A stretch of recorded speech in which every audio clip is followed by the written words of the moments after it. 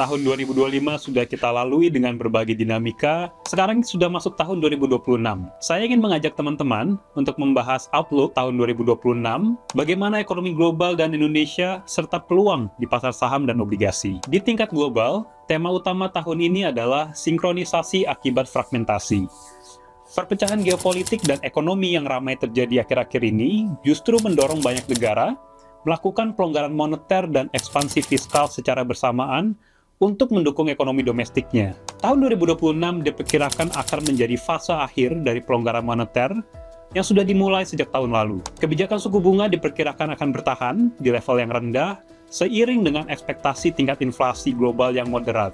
Perubahan peta geopolitik juga akan mendorong banyak negara untuk meningkatkan anggaran belanja negaranya. Tujuannya beragam, seperti untuk stimulus ekonomi, modernisasi infrastruktur, dan peningkatan sistem pertahanan. Contohnya ini terjadi di negara seperti Amerika Serikat, Jepang, Korea Selatan, dan Jerman, yang meningkatkan rencana belanja negaranya di tahun 2026 dan ke depannya. Dengan latar belakang kebijakan moneter dan fiskal yang akomodatif ini, pertumbuhan ekonomi diperkirakan tetap resilient di tahun 2026. IMF memproyeksikan pertumbuhan ekonomi global akan tumbuh di kisaran 3% hingga 3,1% untuk tahun 2026. Memang lebih rendah dibandingkan dengan rata-rata pre-pandemi di 3,7%, namun relatif resilient di tengah tantangan kenaikan tarif dan perpecahan geopolitik yang terjadi saat ini. Selain itu, tantangan untuk ekonomi global tahun ini adalah ekspektasi perdagangan global yang dapat melambat karena sudah berlakunya kebijakan tarif dari Amerika Serikat. Selain itu, pasar juga memperhatikan risiko eskalasi tensi geopolitik lanjutan terhadap iklim ekonomi.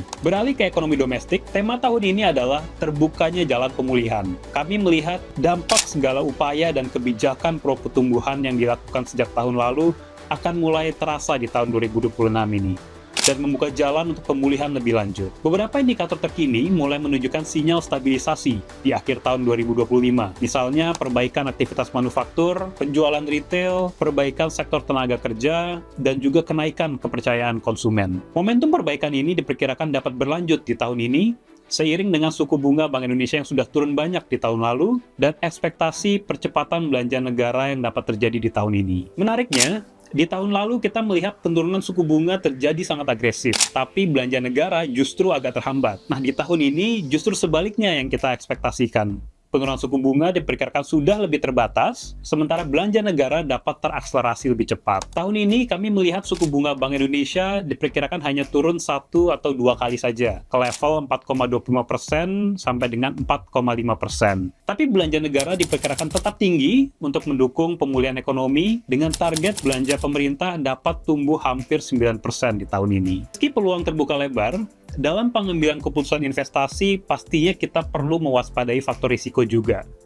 Di sisi domestik, faktor utama yang menjadi perhatian adalah realisasi belanja negara dan keleluasaan ruang fiskal. Peran belanja negara tahun ini sangat krusial bagi pemulihan ekonomi, sehingga realisasi yang lambat dapat menunda siklus pemulihan ekonomi yang kami ekspektasikan. Di lain pihak, kapasitas belanja negara juga akan sangat bergantung dari sisi penerimaan negara. Di sisi global, perkembangan geopolitik akan menjadi faktor yang diperhatikan juga. Meningkatnya ketegangan geopolitik dapat terjadi sewaktu-waktu yang memengaruhi selera investasi secara global. Lalu dengan latar belakang kondisi tersebut, bagaimana potensi pasar di tahun 2026? Bagi pasar obligasi, kami melihat iklim suku bunga rendah menjadi kondisi yang suportif bagi pasar. Katalis dari penurunan suku bunga masih dapat berlanjut, walau diperkirakan sudah lebih terbatas. Permintaan dari investor domestik diperkirakan tetap kuat menjadi faktor penopang utama bagi pasar obligasi, terutama seiring dengan suku bunga deposito perbankan yang sudah turun banyak dan tendensi investor untuk mencari yield yang lebih menarik di pasar obligasi.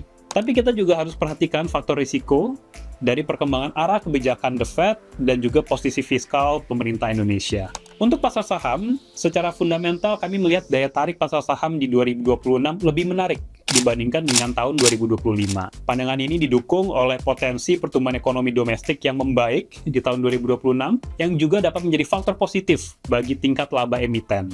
Ditambah dengan tingkat valuasi saham yang saat ini masih menarik, terutama untuk saham blue chip yang underperform di tahun lalu. Di sisi lain, pasar juga perlu pembuktian dari sisi apakah akselerasi belanja pemerintah dapat terjadi dan juga pemulihan konsumsi domestik yang lebih lanjut. Kesimpulannya, 2026 diperkirakan menjadi awal siklus pemulihan ekonomi, dan iklim suku bunga sudah mulai stabil berada di kisaran level terendahnya. Kondisi ini berbeda dengan tahun 2024, tahun 2025, di mana momentum pertumbuhan ekonomi domestik sedang lemah. Dengan adanya perubahan kondisi ini, investor sebaiknya melakukan evaluasi ulang portfolio investasinya dan alokasi asetnya. Mulai mempertimbangkan alokasi yang lebih terdiversifikasi pada income aset dengan imbal hasil yang kompetitif, tapi juga memiliki exposure pada growth asset yang dapat menangkap potensi dari siklus pemulihan ekonomi di Indonesia.